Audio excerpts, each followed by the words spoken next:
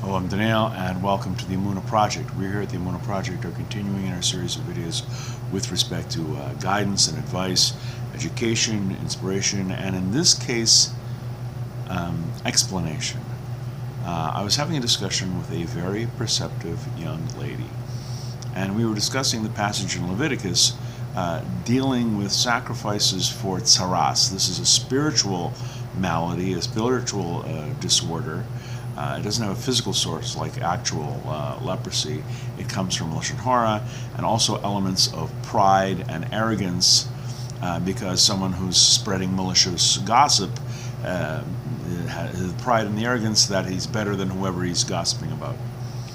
And the passage goes, this is Leviticus 14:4. The Kohen shall command to take for him that is to be cleansed 2 living clean birds, and here's the interesting part, and cedar wood and crimson thread and hyssop. Now Rashi's commentary says that the cedar wood and the hyssop and the red thread, it's an allusion to the need for humility, and the Metzora, the person with the Tzaraas, his need to focus and neutralize his arrogant nature. And this is the consistent with Chazal's view that Tzaraas, these plagues, are a result not only of Lashon Hara but of arrogance and boastfulness and pride.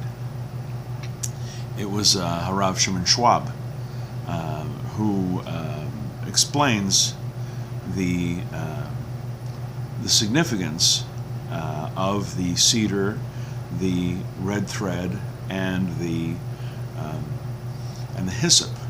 And it's a good thing too, because the very perceptive young lady came to me with this passage and said, "What does a stick, a thread, and a piece of a bush have to do with pride and arrogance? I mean, seriously?" Well, Rav Shimon Schwab suggests that these 3 objects signifies 3 types of humility. For example, the hyssop.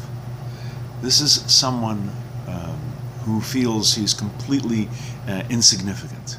He's lowly. He has is very, very, very low. Like a hyssop, which is a bush that grows usually near a wall, and people walk by it and they ignore it because it has virtually no value. The hyssop is like this person, this type of humility. He figures he's low and has no redeeming values. The next type of humility, this is a person who doesn't feel he's a complete zero, but he realizes there's a lot of room for improvement. This person is symbolized by the red thread. Chazal say that the dye that makes this thread red comes from a certain kind of worm or slug or some lowly creature. And when this person looks at the thread, he realizes that he is low. He does have some good qualities, but like a worm, he's very, very low, and like the aversion that people have to the worm, so should his aversion be to his sinful nature. He realizes he's got a lot to be modest about. And now comes the next person, the cedar. This person doesn't think he's nothing. He acknowledges he has good qualities. He acknowledges he's a good person, that he gives charity, that he's a Torah scholar, that he's very, very knowledgeable.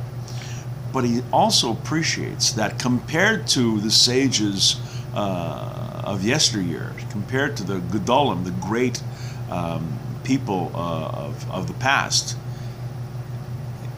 he pales in comparison. even to the tzaddikim, to the righteous people of this generation. I mean, he may be a Torah scholar, but compared to some of the greats, Rav Moshe Feinstein, Olav Sholem, Rav Chaim Kanievsky, all these great scholars, he's a piker. Why the cedar? Because it's just a stick, but it comes from a gigantic, mighty tree. But he's from that tree, but he's a stick. So this is how, in the korban, the sacrifice for Tzaraas, for the spiritual leprosy, we have the cedar, we have the crimson thread, and we have the hyssop.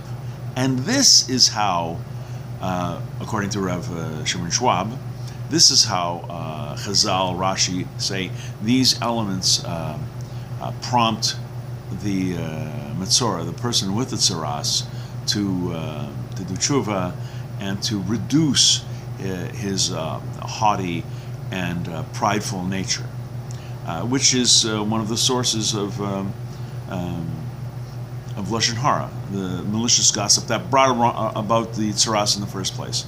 We're going to be doing more videos along these lines. I hope you're finding them educational and inspirational.